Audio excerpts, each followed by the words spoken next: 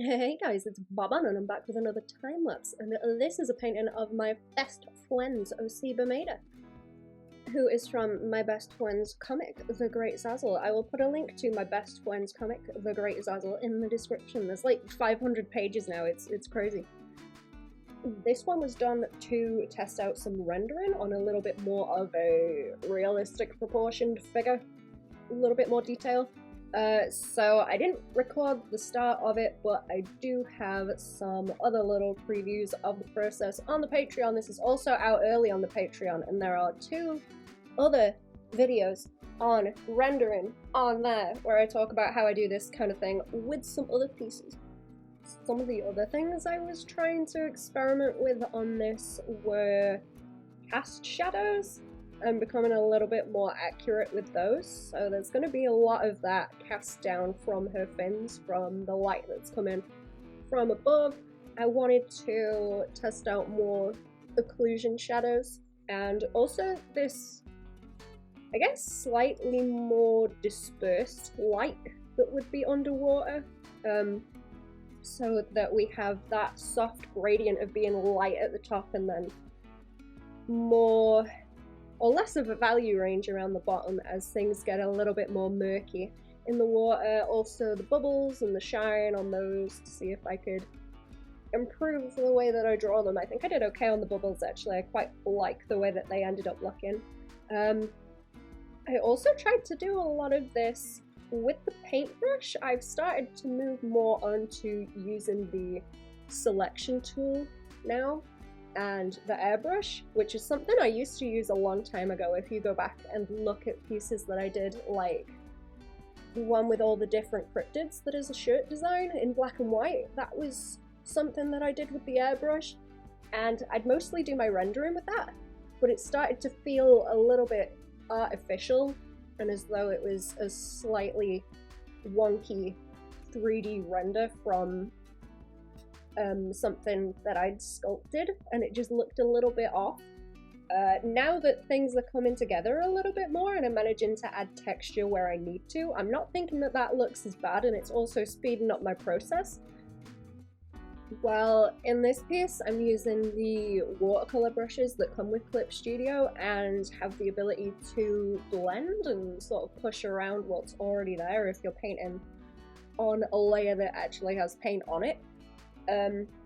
It can be a little bit difficult. You end up moving the paint around quite a lot and smudging it, and it becomes more of a thing that you have to fix as you go along, I feel like. But if you can select what you're doing and put it on with the airbrush and I suppose worry about texture later or while you're doing it even, and not end up with this potential muddiness because of the way these brushes act, it's a little bit easier. I still do like these watercolor brushes for some different reasons, but especially in these little corners it's been quite difficult to use them. They seem to react in a strange way when you have a selection as well. So I can select an area and then use that watercolor paintbrush around it, and it will still select what's outside of it or treat it as though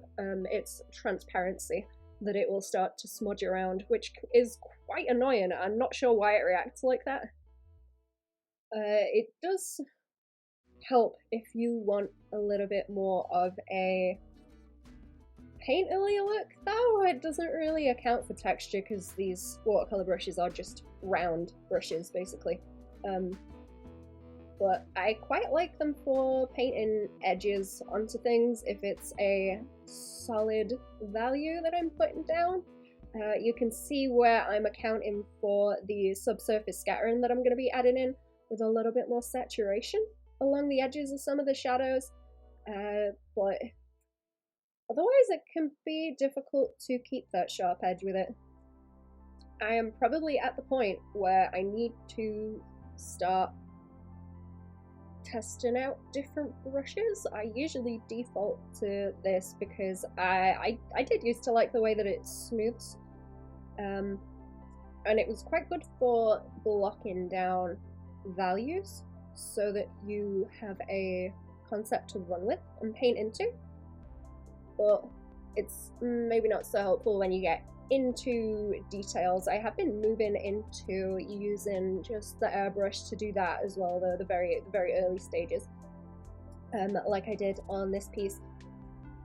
Once I have a better understanding of the values and how they interact with colors, which I think I'm slowly building up as I'm working on more Greyscale 2 color pieces, and then analyzing them afterwards through looking at the time lapses like this and going back and eyedropping what I've done once the colors are on top.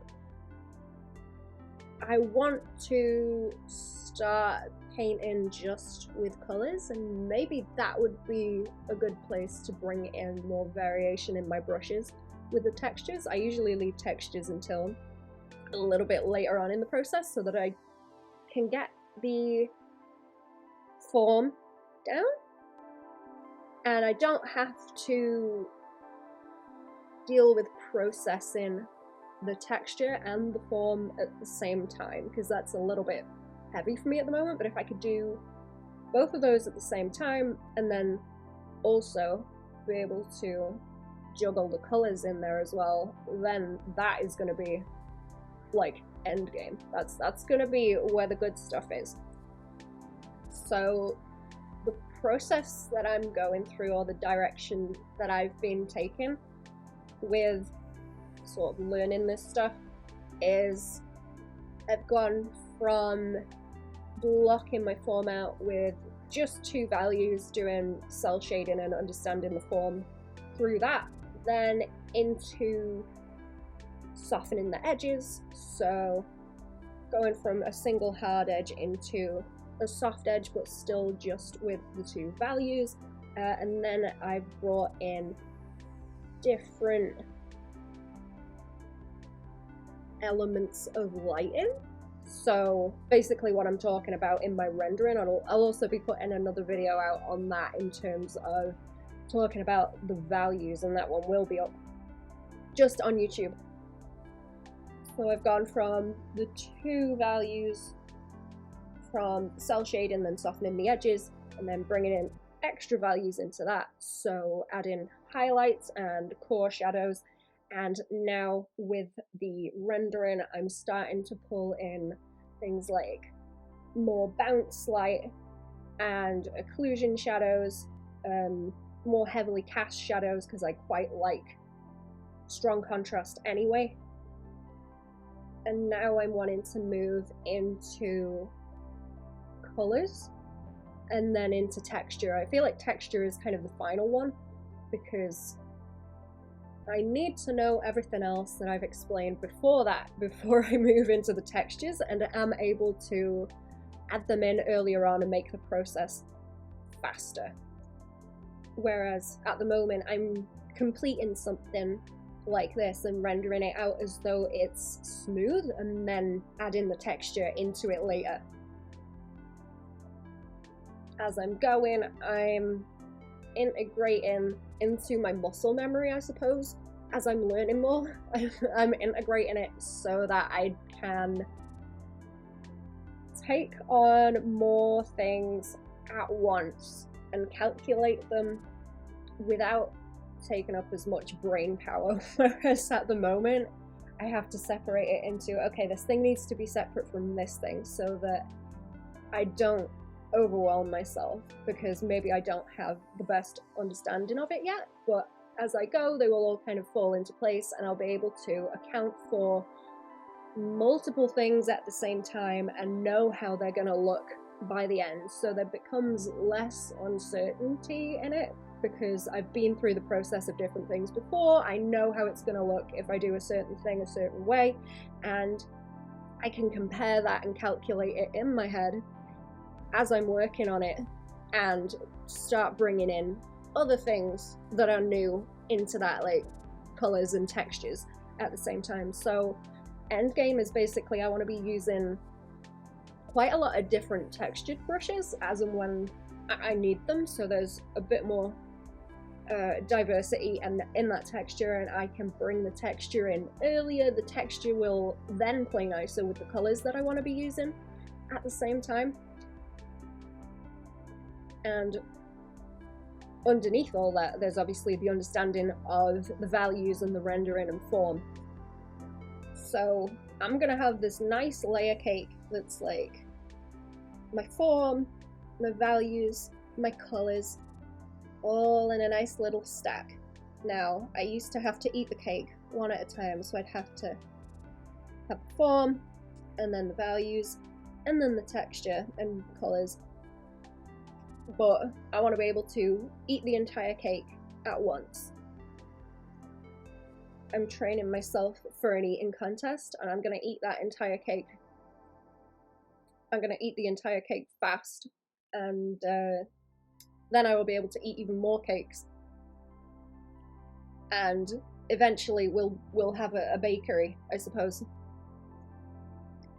Anyways, we're kind of getting through this, I think. I spent a lot of time rendering the face because I wanted to specifically focus also on, like I say, value to color and what kind of color that value is going to end up once I put that color on the top. So you can see on her nose it's quite a bit darker than the rest of her face, so I wanted to make that a little bit more saturated of a color so that it shows up as blush, I suppose, or a tumbler nose. So I set that up in the values, and then that will apply as I want it to when I put the colors on top. I've tried to do it in a few more spots as well, so it's sort of an extension of the rest of that I'm adding in here anyway, because you can see the different values in the base values on the hair and the swimming costume. And I think I like the way she turned out.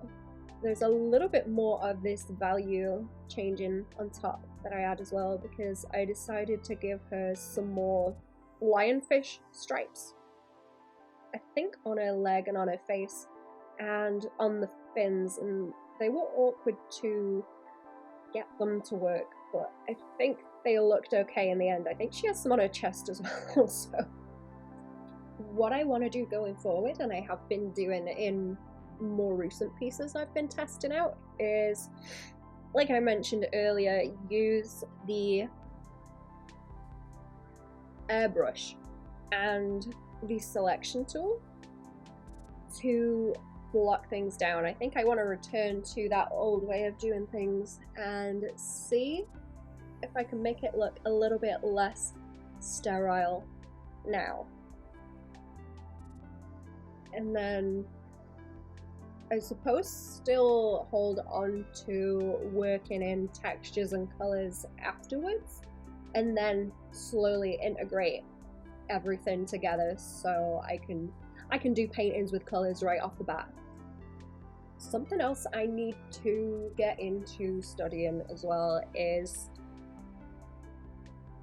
a smaller range of values for a painting or a piece, because I've always worked with very harsh shadows and I find it difficult to define, I suppose, what equate to softer curves on a form when you don't have those strong cast shadows and strong edges that you do with cell shading, and the amount of contrast like you have in this. I find it quite difficult to figure that out, I suppose. And something with that as well is the general contrast in a whole piece. And I wanted to partially focus on that in this because, like I mentioned earlier, I have the gradient from the top to the bottom where it's very mid-tony and blurry out at the bottom where the water is a little bit thicker and there's not so much light reaching through it, and then the bright at the top where the light source is. And I really struggled with her legs. You can see I'm painting here, there is not a big of a range of values as there is up the top, and I still find that really, really difficult. I need to do some studies and test pieces of very low contrast. And I think my issue with this stems from forcing myself very early on to work on cell shading to define a form with very definite edges, because I used to, before that, have a real issue with soft shading that would not define anything and was a lot of guesswork. So I thought, let's go from one end of the extreme to the other completely and just make it a definite line for where the edge is to define the form. So it's difficult now for me to go back from that I forced myself into, to speed my learning process up, to force myself to make things very definite, and to bring it back the other way and soften it out. It is a big struggle, and it makes me nervous when I try and do the very, very soft values. I have tried to reduce the range of values on some things that I finished to see what they look like and kind of analyze them and see what kind of range of values are happening. In the same way where I'll look at a finished piece and kind of go around and I drop the colors to see how it turned out and check it in Greyscale and see what it looks like, you know, kind of see what needs to be changed. I need to go and do more tests with the soft values. Very, very soft. So I'm probably going to start doing the same kind of rendering, go back to what I used to do with my cell shading, where I reduced it down to 2 values and forced myself to do the edges very sharp, but this time I will have to make them very, very soft. So we're going to do the same thing that I started out with, I think, and go to the other end of that, and very soft edges, very soft values. But like I mentioned, this is not on the cards for this piece because I wanted to do my occlusion shadows, and you can see I am painting them in a little bit with outlines actually, because I thought it looked a little bit nicer like that. But there's a few on the inside of her fin ears. You can see them in the little creases of the skin. I was going to say fat, but there isn't. I suppose there is a bit of fat, but it's more so just the kind of skin wrinkles. I was testing out some more different shapes in her hair as well, and I quite like the way that the lines turned out because they're a little bit sharper also, along with the shapes in the hair. But I wanted the contrast of this very curvy figure against this sharp, pointy hair, and against those nice curvy, wavy frills that she has on her fins. And now we should be getting into adding some jewellery on her as well, which is gonna let me do some more heavy drop shadows, or cast shadows rather, not drop shadows, and some stripes on her so that we get to play around with the values some more. Now she's kind of a pale pink and she has these dark red stripes that are the same colour as her hair. So with what I was mentioning about values earlier and accounting for the colour that it's gonna be, I'm gonna make those darker so that the red I'm gonna add shows up correctly with that value when I put it on top later with a colour layer mode.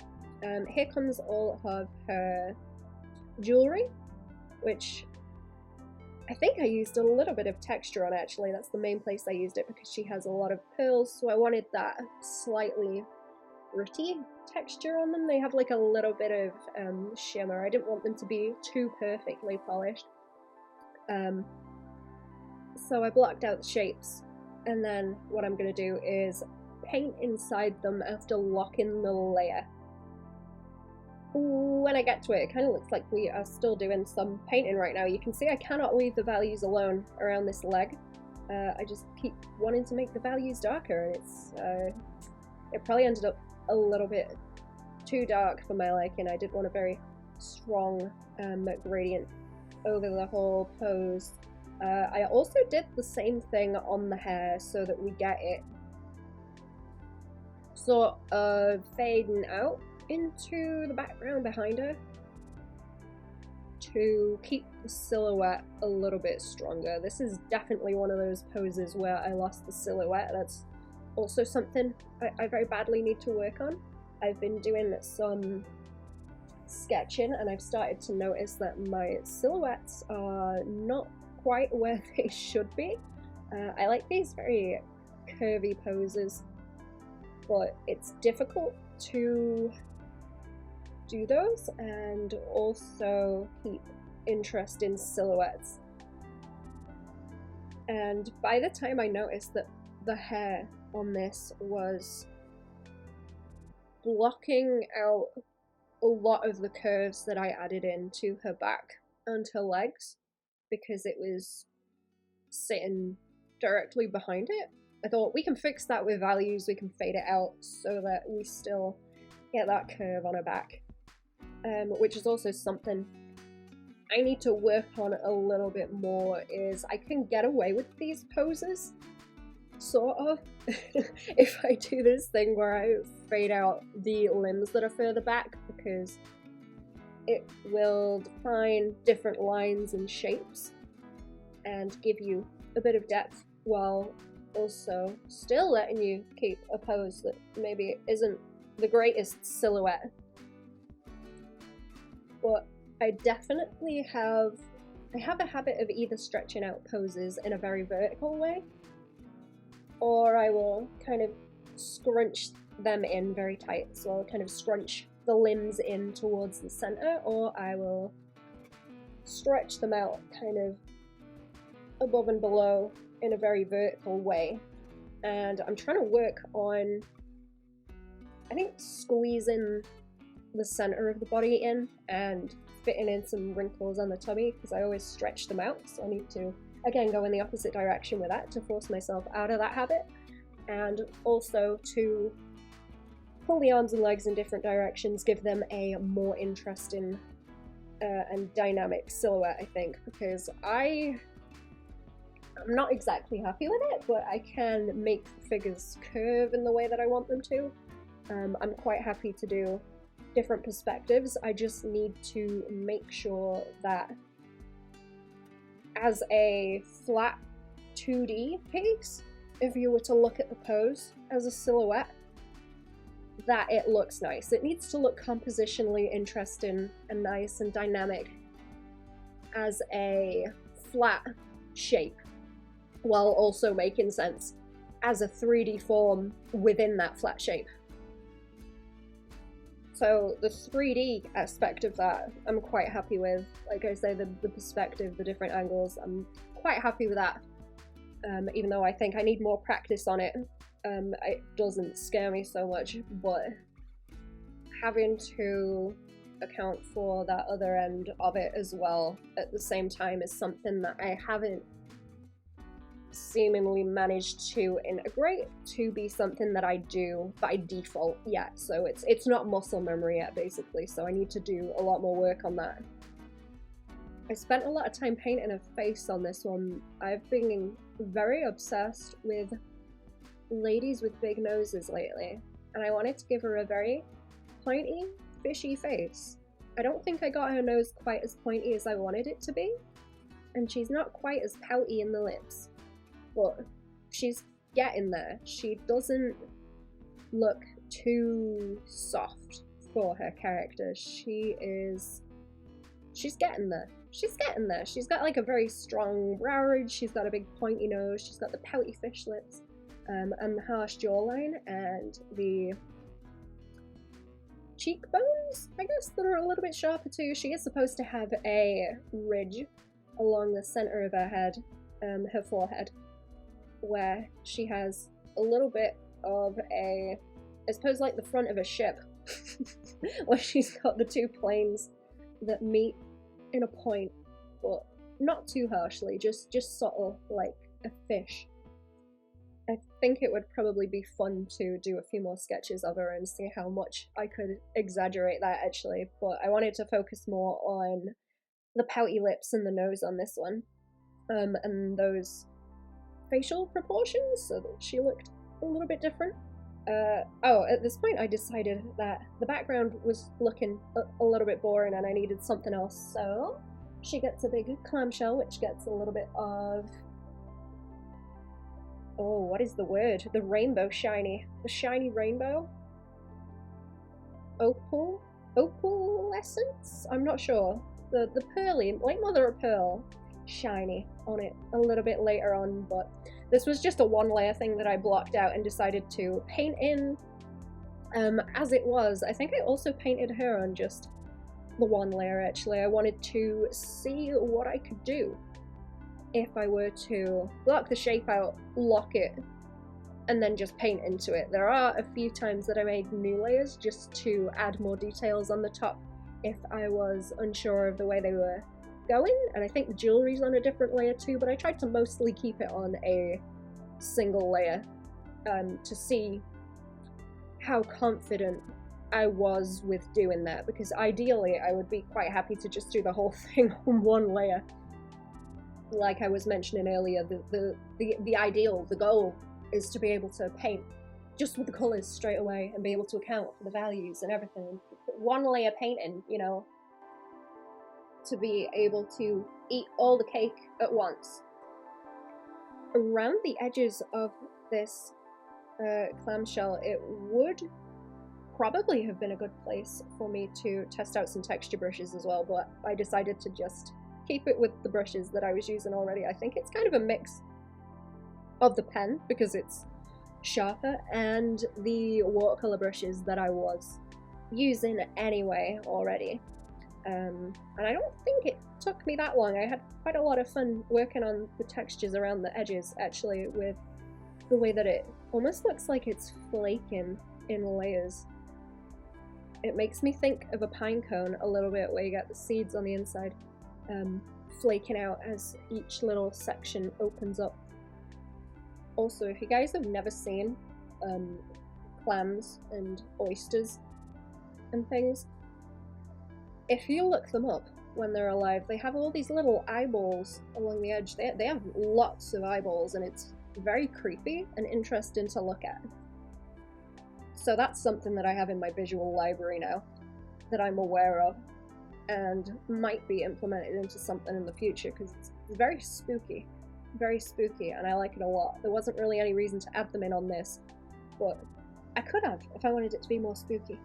Here we go. With the bubbles, I kind of finally figured out how I wanted to do bubbles, and I like how they turned out. I probably could have done them a little bit tidier.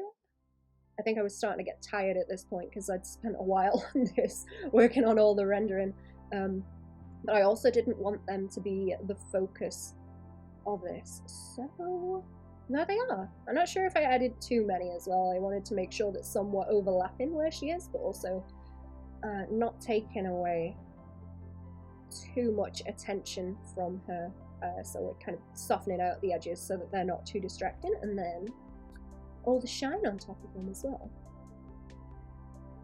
Oh, and a bunch of pearls down the bottom that I didn't quite render out that much because I didn't think they needed it. I didn't want them to be the focus, so I just left them kind of rough down the bottom, not too many harsh edges. I think I actually went in with the blur tool and washed them out. And then next we should be getting into the colours and adding them on top of this, and I'm just going to be using a colour mode in the layer settings so that it will apply. It applies pretty well to the values that you put down. It doesn't change them all that much in the way that the other layer modes will, so hard light and overlay tend to fry things a little bit, and some colours don't apply very well to certain values, but using the colour layer works very well. I can't believe there was a time where it wasn't there, and I had to do, oh my goodness, gradient maps. Man, I remember using gradient maps. I tend to prefer this now. I do think there's probably still a place to use gradient maps, and that's something I do want to look at again in the future, because it's something I've done in the past, but I'm trying to figure out where I would use it and why when I have this colour option. and I can choose to be a little bit more specific with where my colors go and how I vary them and gradate them into different colors and saturation levels, I suppose. Something that I didn't quite like about the way that I did this was because I did a lot of overpainting, there's a lot of loose bits of paint around, so it wouldn't be very easy for me to select an area, for example, her face or her hair, because there's all with these extra little wispy overpaint bits that I did, and I didn't fancy going around and selecting all of those because it would have been awkward, so I decided to just go in with the airbrush and keep it a bit softer like this. So I have my one layer that is a very rough, very reduced opacity layer with the colors in general that I want to add on, and then I'm going in with one that's a little bit more heavy over the top, just to add in any extra saturation that I want and variation. There's quite a lot going on. There is quite a lot going on. There's some like value change, and you can see on the hair because it wasn't quite catching, and fixing some of these edges where it's not quite sitting right. There is a lot of bleed on this of the pink into the blue in the background and from her skin tones, because I didn't want to go and clean up all those edges. I thought it would be nice to have it as maybe a little bit of bloom, but I don't think I'd use this for anything else. I think I can kind of get away with it because she's in the water and we do have that kind of soft, dispersed kind of light in the way it would move through the water, so she does have that bit of glow where that light's hitting her, but I wouldn't want to do that on, I guess, something on dry land unless it was a very dreamy piece. So I probably need to learn to keep things a bit more contained within the boundaries that I'm setting, and also maybe that these little details like the extra wisps of hair should be added after I do the colours as an overpaint at that stage rather than earlier, unless I'm adding it into the base layer that I'm doing all my painting on anyway, or maybe merge it down, but that's a terrifying thought, merging layers down. Here we go anyway, she is almost finished, and there's a little bit of me noodling about with my tone curves because I can't help myself. I just wanted a very like pink, green, blue colour palette on this, and then we've got the little bit of gold in her eyes and her makeup and her nails are gold, and a little bit of purple as well. I just wanted to make sure that I had that kind of greenish blue. I really like teal, greenish blues and red together. I think that's a really nice colour combination that you don't see that often, even if it's very subtle. I like that one a lot, just because I think it's kind of underused. It's a very nice palette. That and purple and acid green are some of the more unusual colour palettes that I like. You don't really see a whole lot. Anyways, you can see with it being grayscale now how I have changed some of those values, especially in the hair. A few last little details, and I think she's done. There we go. Okay, here is the full process with sketch, the lines, the base with my basic idea for the lighting, and then I start to go and add in my values and my highlights, and then darkening again, more details, and the background, and some shine, the bubbles, the base color concept, and then stronger color on the bottom, and the rest of the details. And yeah, there we go, she's done. Thanks for watching. I hope this helped. If it did, give us a like, share if you think it'll help someone else. Subscribe for new videos when I have them. I'm back on the go with the Patreon. There are some new tutorials on there, like I mentioned, on the rendering that I'm doing. I'm also posting the art that I'm doing early on there before I post it anywhere else. So yeah, I hope this was helpful. Goodbye.